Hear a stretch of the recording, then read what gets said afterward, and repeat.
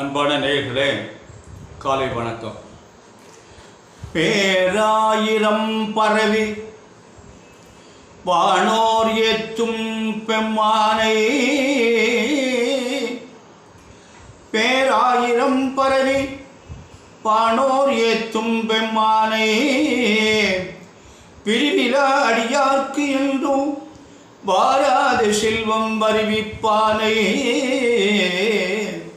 மந்திரமோ தந்திரமோ மருந்துமாகி தீராத நோய் தீர்த்து அருள வல்லான் தன்னை, திரிபுரத்தின் சிலைகை கொண்ட போரானை, புள்ளிருக்கு வேலூரானை போற்றாதே ஆற்றநாள் போக்கினேனே, போற்றாதே ஆற்றநாள் போக்கினேனே. அன்பு சார்ந்த பெரியோர்களே,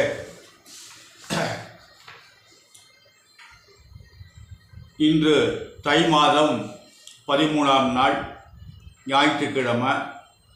துவாதசி திதி இரவு 8:15 வரை இருக்கு. அதுக்கு பின்னாடி திரையோதசி திதி. கேட்ட நட்சத்திரம் காலையில் 7 வரை இருக்கு. பின் மூல நட்சத்திரம். கேட்ட நட்சத்திரம் இருக்கிற வரை மரண யோகம் இருக்குது. அதுக்கு பின்னாடி அமிர்த யோகம் வந்துருக்கு. ராகு காலம் எப்போதுமே ஞாயிற்றுக்கிழமை 4 to 6, யமகண்டம் 12 முதல் 1:30, குளிகன் 3 முதல் 4:30, சூலம் மேற்கு, பரிகாரம் வெள்ளம். அன்பான நேயர்களே, இன்று உங்களுக்கு கிரகங்கள்லாம் எப்படி இருக்கிறது? மகரத்தில் சூரியன் இருக்கு, மகரத்தில் புதன் இருக்கு. சந்திரன் இந்த கேட்ட 4ஆம் பாதம் வரையும் விருச்சிகத்தில் இருப்பார். அடுத்து தனுசுக்கு போயிடுவார். செவ்வாய் மிதுனத்தில் இருக்கு. குரு ரிஷபத்தில் சுக்கிரனுடைய வீட்டில். சுக்கிரன் சனி 2 பேர் சேர்ந்து கும்பத்தில் சுக்கிர பகவானுடைய நட்பு வீடான நட்பு கிரகத்தோடு இணைந்து இருக்கிறார். ராகு மீனத்தில் இருக்கு. அடுத்து கேது கன்னியில் இருக்கு. இந்த ராகுலாம் இப்போ சித்திரை மாதம் 13ஆம் தேதிக்கு நம்ம பேச்சியாரான்னு நினைக்கிறோம். குரு பகவான் சித்திரை 28 பேச்சியாகிறார். இதெல்லாம் கொஞ்சம் இந்த பேச்சுகள்லாம் ஒரு சிலருக்கு நல்ல சாதகமாக இருக்கலாம். அன்பான நேயர்களே, இந்த ராசி பலன்கள் எப்படி இருக்கிறது? மேஷராசிக்கு எப்படி இருக்கிறது என்று பார்த்தோமேயானால், மேஷராசிக்கு இந்த குரு 2ஆம் இடத்துல இருக்கார். சனி பகவான் 11ஆம் இடத்துல லாபஸ்தானத்தில் இருக்கார். இது 2 அவங்களுக்கு ஒரு நல்ல இடம். மிகப்பெரிய கிரகங்கள் 2. அதனால் இவங்க 2 பேரும் நல்ல இடத்துல இருப்பது மிக சிறந்தது. மேஷராசி என்பவர்களுக்கெல்லாம் நல்லதே நடக்கும், நல்லதெல்லாம் நடக்கும். என்னையா நல்லது நடக்கும். கல்யாணம் ஆகாதவங்களுக்கு கல்யாணம் ஆகும். குழந்தை இல்லாதவங்களுக்கு குழந்தை ஏற்படலாம். வெளிநாட்டுக்கு போக தடை ஏற்பட்டவங்க போகலாம். தொழில் ஆரம்பிக்கலாம், வீடு கட்டலாம். அவங்களுக்கு என்னென்ன நன்மைகள் தேவையோ அந்த நன்மைகளை பூரா செஞ்சுக்கலாம். இதுதான் நல்லதெல்லாம் நடக்கும் அப்படிங்கிற ஒரு அமைப்பு. அன்பான ரிஷபராசி என்பவர்களை, இன்று உங்களுக்கு ஜென்மத்தில் இருக்கார் குரு. ஆனால் உங்களுக்கு சனி பகவானும் ராகு பகவானும் நல்ல இடத்துல இருக்காங்க. சனி 10, ராகு 10. தொழில் பிரமாதமாக இருக்கும், நல்லா இருக்கும் நேரம். அதனால் இந்த ரிஷபராசி என்பவர்களுக்கு பிரச்சனைகள் ஏற்படும், இடமாற்றங்கள் ஏற்படும். ஜாக்கிரதையாக கவனமாக நடந்து கொள்ளும். அடுத்து மிதுன ராசி என்பவர்களே, உங்களுக்கு லக்கணத்தில் செவ்வாய் இருக்குது. ராசியிலே இருக்குது செவ்வாய். இந்த ராசியில் செவ்வாய் இருந்தால் உடம்பு ஏதாவது படுக்கும். ராசியில் இருக்க முடியாது. லக்கணத்திலேயோ ராசிலேயோ செவ்வாய் இருக்க உடம்பு உச்ச சம்பந்தமான தொந்தரவுகளை கொடுக்கும். ஆனால் அவங்களுக்கு ராகு பகவான் 10ல் இருக்குது, குரு 12ல் இருக்குது. செலவுகளை இழுத்து விடும். அதனால் பார்த்து கவனமாக நடந்து கொள்ளுங்கள். அன்பான கடகராசி என்பவர்களே, உங்களுக்கு குரு நல்ல இடத்துல, அருமையான இடத்துல 11ஆம் இடத்துல இருக்கார். உங்களுக்கு இந்த குருவை தவிர மற்ற கிரகங்களாக யாரும் பலமாக இல்லை. அதனால் பார்த்து நல்லபடியாக காரியங்களை செய்வோம், நல்லதே நடக்கும். குரு பலமாக இருந்தாலே போதும் ஜாதகத்தில் அப்படின்னு ஒரு அமைப்புள்ளார். கடகராசி என்பவர்களுக்கு நன்மைகள்லாம் பூர்த்தியாகும். பார்த்து நிதானமாக யோசித்து நடந்து கொள்ளுங்கள். அன்பான சிம்மராசி என்பவர்களே, உங்களுக்கு குரு 10ஆம் இடத்துல இருக்கார். இந்த 10ஆம் இடத்துல இருக்க குரு கெட்ட பெயர்களை ஏற்படுத்துவார். அதனால் கெட்ட பெயர் ஏற்படுற மாதிரி எதுவும் செஞ்சிடாதீங்க. அதனால் பார்த்து நிதானமாக கரெக்டாக இருப்பீங்க, நியாயமாக இருப்பீங்க, நீங்கள் தப்பு பண்ண மாட்டீங்க. அதனால் யோசித்து கவனமாக நடந்து கொள்ளுங்கள். உங்களுக்கு எந்த கிரகமும் நன்றாக இல்லை. அதனால் இப்போ ராகுவும் நல்ல இல்லை. ராகு அடுத்து 6ஆம் இடத்துக்கு வரப்போகிறாரு. குரு 11ஆம் இடத்துக்கு வரப்போகிறார். இது 2 சித்திரை பதிவும் அதுக்கப்புறம் நன்றாக இருக்கும். கன்னிராசி என்பவர்களே, உங்களுக்கு இப்போ குரு அருமையான இடத்துல இருக்கார். 9ஆம் இடத்துல குரு. ஓடி போனவருக்கு 9ஆம் இடத்துல குரு, ஆப்டவனுக்கு அட்டமத்தில் சனின்னு ஒரு பழமொழி. அதனால் குரு 9ல் இருப்பது நல்லது. சனி பகவான் 6ல் இருக்கார். இது உங்களுக்கு பெரிய அமைப்பு. அதனால் ஜாக்கிரதையாக கவனமாக நிதானமாக நடந்து கொள்ளுங்கள். நல்லதே நடக்கும். துளாராசி என்பதிலே உங்களுக்கு அஷ்டம குரு, 8ஆம் இடத்துல குரு இருக்கார். அதனால் உங்களுக்கு 8ல் குரு இருப்பது புதுசாக எதையும் செய்யாதீங்க. புதிய முயற்சிகளே தவிர்த்துருங்க, வேண்டாம். என்ன பண்ணிட்டு இருக்குங்களோ அதை பண்ணுங்க. அட்டமத்தில் சனியோ அட்டமத்தில் குருவோ வர்ற போது தொட்டது தொடங்காது. புதுசாக எதையும் தொட்டோம்னா தொடங்காது, பழசை தொட்டோம்னா தொடங்கும். அதனால் செஞ்சுட்டு இருக்க தொழில் எல்லாம் ஓடிட்டுருக்கோம். ஆனால் புதுசாக ஏதாவது முயற்சி பண்ணால் பொருள் தான் வேஸ்ட் ஆகும். கொஞ்ச நாளைக்கு தான், இன்னும் ஒரு 3 மாதம் தான் இருக்குது. அடுத்து விருச்சிக ராசி என்பவர்களே, உங்களுக்கு அருமையான நாள். உங்களுக்கு குரு பகவான் 7ஆம் இடத்துல இருக்கார். மற்ற கிரகங்கள்லாம் உங்களுக்கு பலமாக இல்லை. அதனால் குரு 7ல் இருக்கார். நல்லது செய்வார். ராசியை பார்க்கிறாரு. ராசி பலம் பெறுகிறது. தனுசு ராசி என்பவர்களே, உங்களுக்கு குரு சரியில் 6ஆம் இடத்துல இருக்கார். 6ஆம் இடத்துல இருக்கும்போது உங்களுக்கு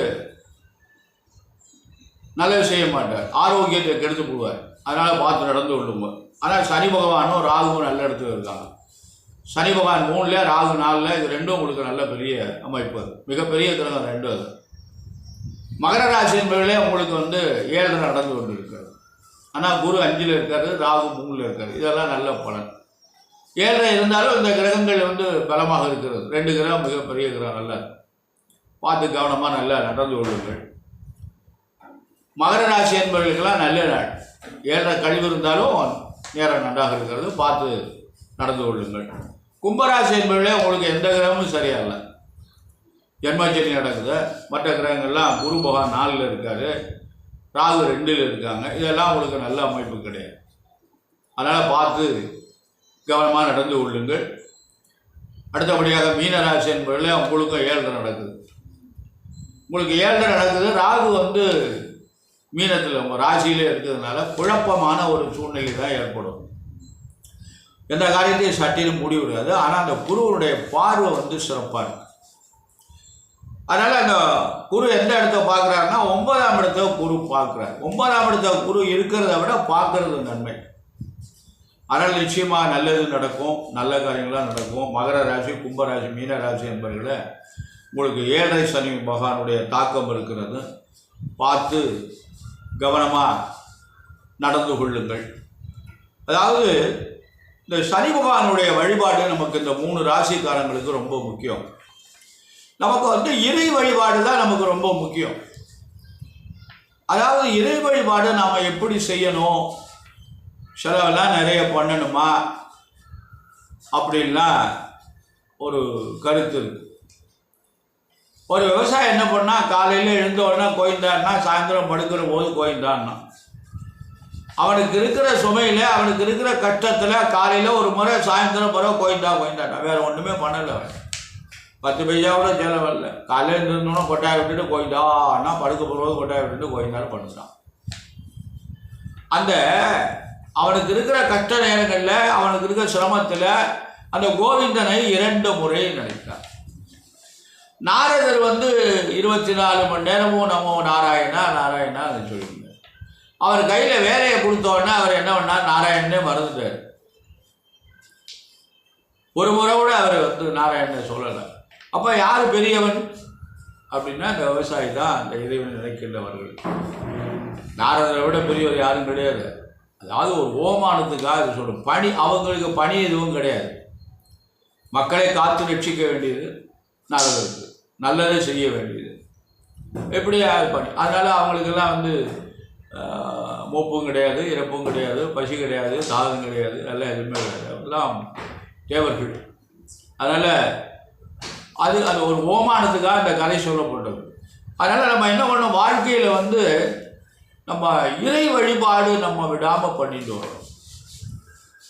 நம்ம காலையில் எழுந்திருந்தோன்னா ஆஃபீஸுக்கு போக இருக்குது, ஒரு 10 நிமிஷம் முன்னாடி எழுந்திருங்கோ, குளிச்சுட்டு விளக்கேற்றுங்கோ, விளக்கேற்றிட்டு அந்த நாமத்தை ஏதோ உங்களுக்கு எந்த இறைவனை பிடிக்குமோ, எந்த இறைவனை வேணாலும் நம்ம கும்பிடலாம், அந்த இறைவனுடைய நாமத்தை காலையில் கொஞ்சம் நேரம் பாராயணம் பண்ணுங்க. அதுக்கப்புறம் நீங்கள் உங்கள் வேலையை செய்யுங்க. அது மாதிரி சாயந்தரம் வர்றீங்க, கையால் அழும்புங்க, நெட்டிக்கிட்டுங்க, தீபத்தை ஏற்றுங்க, ஒரு பத்தியை குளிச்சு வச்சுட்டு ஒரு 5 நிமிஷம் அப்படியே அமைதியாக உட்காந்து தியானத்தை பண்ணிவிட்டு இறைவனை நினச்சிட்டு அதுக்கப்புறம் உங்கள் வேலை பணியை தொடங்குங்க. இது செய்யலாம் அல்லவா? இந்த மாதிரி நீங்கள் பண்ணிட்டு வந்தீங்கன்னா அதுக்கு மேலே நீங்கள் இறைவனுக்கு என்னென்ன பண்ணணுமோ பண்ணுங்க, அதனுடைய விருப்பம் உங்களால் முடிஞ்சது. அதனால் ஒருமையுடன் உனது திருமலரடி நினைக்கின்ற உத்தமர்தம் உறவு வேண்டும், உள்ளன்று வைத்து புறமொன்று பேசுவார் உறவு கலவாமை வேண்டும் அப்படின்னு வள்ளல் பெருமான் சொல்லியிருக்கிறார். அப்படின்னால நம்ம என்ன பண்ணோம்னா, ஒருமையோடு ஒரு மனசோடு உனது திருவடியை நினைக்கின்றவர். அப்படின்னால இந்த கோவிலுக்கு போய் இறைவனை வழிபடுகின்ற பொழுது வேறு சிந்தனைகள் எங்கும் இருக்கப்படாது. இந்த கண்கள் வந்து அலைவாழ்ந்து கொண்டு இருக்கும். அதுதான் கண்ணை மூடிக்கொண்டு தியானம் பண்ணணுங்கிறான். ஏன்னா அந்த கண்ணும் இந்த மனசு வந்து தாவிக்கொண்டே இருக்கும். ஒரு இடத்துல நிறைய இருக்காது. கண்ணு வந்து அலைவாய்ந்து கொண்டே இருக்கும். பாதையை பார்த்து நடந்து போவோமே அப்படின்னு பாதையை பார்த்து போகாது இந்த கண். பக்கத்தில் யார் வர்றான்னு இந்த சைட்லேயும் அந்த சைட்லேயும், பின்னாடி யாரும் சத்தம் கட்டுனா யார் வர்றான்னு திரும்பிப்பாங்க. நமக்கு என்ன, யார் வந்தால் நமக்கு என்ன, அப்படி வந்து இருக்காது. இந்த கண்ணுக்கு மட்டும் அலைவாய்ந்து கொண்டு இருக்கும் அப்படின்னு. அதே மாதிரி இந்த மனசு இருக்குது பார்த்தீங்களா, மனம் அது குரங்கு. ஏன்னா அந்த குரங்கு வந்து கிளைக்கு கிளை தாவிட்டு போடுறது. அது மாதிரி இந்த மனதும் ஒரு இடத்துல நிறையா இருக்காது. இந்த மனசு வந்து தாவிக்கொண்டே இருக்கும். அதனால் அந்த தியானம் பண்ணுகின்ற பொழுது ஒருமையோடு கண்களை மூடிக்கொண்டு நாம் இறைவனை நினைத்து கொண்டு தியானம் பண்ணமையானால் அதுக்கு நிறைய பலன் உண்டு. அதனால் ஒரு நிமிஷமாவது எல்லாத்தையும் மறந்துட்டு அந்த இறைவனை நாம் தியானம் பண்ணணும். அவர்கிட்ட வேண்டிக்கலாம், அப்பா ரொம்ப கஷ்டமாக இருக்குது இறைவா, எனக்கு ஒரு நல்ல வழியை காட்டு. இதுதான் நம்ம வேண்டுதலுக்கு, எனக்கு ஒரு நல்ல வழியை காட்டு. நிறைய எனக்கு லாட்டி சீட்டு வாங்குகிறேன், பொருளை கொடு, பொண்ணை கொடு, ஏதாவது புதையலை கொடு, எவனா ரோட்டில் போகும்போது பையை போட்டு போகணும், நான் எடுத்துன்னு போகணும், இதெல்லாம் நமக்கு நடக்கிற காரியம் இல்லை. இந்த வேண்டுதலாம் தவறு. நமக்கு என்ன செய்யணும், நல்ல வழியை காட்டு, நான் அதில் போய் பொழைச்சிக்கிறேன் அப்படின்னு நம்ம இந்த இறைவனை நம்ம வேண்டணும். அதனால் இறைவன் வழியை காட்டுவான், பாதையை காட்டுவான். நான் பாதையில் பயணம் செய்வது நம்முடைய கடமை. அந்த பயணம் வந்து நம்ம சிதறாமல் கவனமாக பொறுமையாக அந்த பயணத்தை நாம் செய்தோமையானால் அதுக்கு நிறைய பலன்கள் உண்டு அப்படின்லாம் ஒரு கருத்து இருக்கு. அதனால் இறைவன் மேலே நாம் நம்பிக்கை வைத்து நம்ம பொறுமையோடு நம்முடைய கடமையை என் கடன் பணி செய்து கிடப்பதே, தன்கடன் அடியேனையும் தாங்குதல். என்னுடைய கடன் வந்து பணி செய்து கிடப்பது தான். உன்னுடைய கடன் வந்து என்னை தாங்குதல். என்னை தாங்கிறதுக்கு நீ தான் தாங்க முடியும், வேற யாரும் என்னால் தாங்க முடியாது. ஒருத்தர் சொன்னார், வேண்டத்தக்கது அறிவோய் நீ, வேண்டும் போது தருவோய் நீ. எனக்கு என்ன வேண்டுங்கிறது உனக்கு தெரியும், வேண்டும் போது தருவோய் நீ, அதனால நான் ஏன் உனக்கிட்ட கேட்குறேன். அப்போ இறைவன்கிட்ட நம்ம கேட்காம இருக்க முடியுமா? இப்போ கோயிலுக்கு போகிறோம், சாமி கும்பிட்றோம், சாமி கும்பிட்டு என்ன சொல்கிறோம், ஐயா ரொம்ப கஷ்டமாக இருக்குடா, ஏதாவது வழியை காட்டுறா, தாங்க முடியலப்பா, எனக்கு பிழைக்கிறதுக்கு ஏதாவது ஒரு வழியை காட்டு, நான் அதில் போகிறேன் அப்படின்னு சொல்லி பிரார்த்தனை பண்ணுறோமா இல்லையா? ஏன்னா மனிதன் தானே நாமோ. அப்படிங்கிற போது நம்ம அவர்கிட்ட இறைவன்கிட்ட கேட்டு ஆகணும். வேண்டத்தக்கது அறிவோய் நீ, வேண்டும் போது தருவோய் நீ, அப்படி எல்லாரையும் இருக்க முடியாது. அது உயர்ந்த கருத்து. அந்த கருத்து இருக்குது பாருங்க. இறைவன்கிட்ட போய் எதுவுமே கேட்கக்கூடாதுன்னு சொல்கிறார். ஒரு நாள் சங்கராச்சாரிய சுவாமிகள் ஒரு இடத்துல கேம்ப் போட்டு இருக்காங்களாம். அப்போ இரவு 8 மணிக்கு அங்கே உள்ளவங்க சுவாமிகிட்ட, சுவாமி நாளை காலையில் ஆகாரத்துக்கு ஒன்றுமே கிடையாது, உணவுக்கு எந்த பொருளும் கிடையாது, எல்லாம் முடிஞ்சு போச்சு, சரி போங்க காமாட்சி பார்த்துக்கிடுவா அப்படின்னாலாம். என்னடா நம்ம இவர்கிட்ட சொல்கிறோம், காமாட்சி பார்த்து காலையில் இருந்திருந்தோம் எல்லாருக்கும் சாப்பாட்டுக்கு உணவு வேணுமே, ஒன்றுமே இல்லையே அப்படின்னு. காலையில் எல்லோரும் இருந்திருந்தாங்க, குளித்தாங்க, ஒரு வாட்டிக்கு சாமி பூஜை பண்ணுறாரு. இவங்க எல்லாம் பாத்திரம் தேய்ச்சி வச்சுக்கிட்டு காலை கடனை முடிச்சுட்டு உட்காந்துருக்காங்க. சமையல் பண்ணுறதுக்கு ஒன்றும் கிடையாது, கால்படி அரிசி கூட கிடையாது. ஒரு வண்டி, மாட்டு வண்டி இறங்குது. அந்த மாட்டு வண்டி நிறைய அரிசி, காய்கறி, மளிகை சாமான்கள், இலக்கட்டு எல்லாம் இறங்குது. ஐயா இந்த மாதிரி கூப்பிட்றாங்க, இந்த மாதிரி இந்த சாமான்களை, உணவுப் பொருள்களை இதை உங்கள் மடத்தில் கொடுக்க சொன்னாங்க அப்படின்னா. அப்புறம் யாருன்னு கேட்டால், ஐயா இந்த நேற்று எங்கள் வீட்டில் ஒரு ஃபங்க்ஷன் இருந்தது, அது நின்று வச்சது பண்ண முடியல எங்களால், அதனால் அந்த பொருள் பூரா வீணாயிடும். பக்கத்தில் ஒருத்தர் கேட்டால் யாருன்னு கேட்டோம், இந்த எதிர்த்தாப்புல சாமி சங்கராச்சாரிய சாமி தங்கியிருக்காங்க, அவங்கள்ட்ட கொண்டு கொடுங்க, அவங்க எல்லாத்துக்கும் பயன்படுத்திக்கிடுவாங்க, எல்லாருக்கும் சாப்பாடு போடுவாங்க, அதனால் கொண்டுட்டு வந்தோம்னு சொன்னால் எப்படி பாருங்க. சங்கரருடைய கருத்து என்ன? காமாட்சி பார்த்துக்கிடுவார். கிட்டத்தட்ட ஒரு 50 பேராக இருப்பாங்க அவர்கிட்ட சாப்பிட்றது. 50 பேருக்கு சாப்பாடு உடனே காமாட்சி பார்த்துக்கிடுவான்னு அவர் சொன்னார்னா எப்படி சாப்பாடு, காலையில் எப்படி சாப்பாடு போடுவோம்? போட்டாலும் இல்லையா? அவர் நம்பிக்கையோட நமக்கு என்ன எல்லாம் காமாட்சி பார்த்துக்கிடுவார் அப்படின்னால அந்த காமாட்சி செஞ்சு தானே ஆகணும். அது மாதிரி நாம் நம்பிக்கையோடு நம்ம செயல்பட்டோமையானால் அந்த இறைவன் நம்மை பார்த்துக்கிடுவார். அதனால் நம்ம அவர்கிட்ட ஒன்று கேட்க வேண்டாங்கிறது ஒரு பொதுவான கருத்து. இறைவன்கிட்ட நம்ம எதுவுமே கேட்க வேண்டாம் என்பது ஒரு கருத்து. இதெல்லாம் எதுக்காக சொல்லியிருக்காங்கன்னா, இதெல்லாம் கதை எழுதியிருக்காங்க, படிச்சிருக்காங்க. இந்த சங்கராச்சாரியுடைய வரலாறுல இது இருக்காது. அதனால் இந்த மாதிரியெல்லாம் ஒரு நிகழ்வுகள்லாம் இருக்குது. அன்பான நேயர்களே, இறைவனை நாடுங்கள், அன்போடு பக்தி செய்யுங்கள், சிந்தனையை சிதறவிடாமல் ஒரு மனதோடு பக்தியை செய்யுங்கள். உங்களுக்கு நல்லதே நடக்கும். நல்லதெல்லாம் நடத்து, கஷ்டங்கள் விலகி, நன்மையில் நடந்து, நோயில்லாத வாழ்வும், குறைவற்ற செல்வமும், மக்களோடு பேரன்பேற்றிகளோடு எல்லோரும் சந்தோஷமாக நிறைவாக வாழ வேண்டும் என்று எல்லாம் உள்ள அந்த சர்வேஸ்வரன் எம்பெருமான் சிவபெருமானையும், வள்ளியின் மணாளன் வள்ளல் பெருமான் முருகப்பெருமானையும் பிரார்த்தனை செய்து நிறைவு செய்கிறேன். நன்றி, வணக்கம்.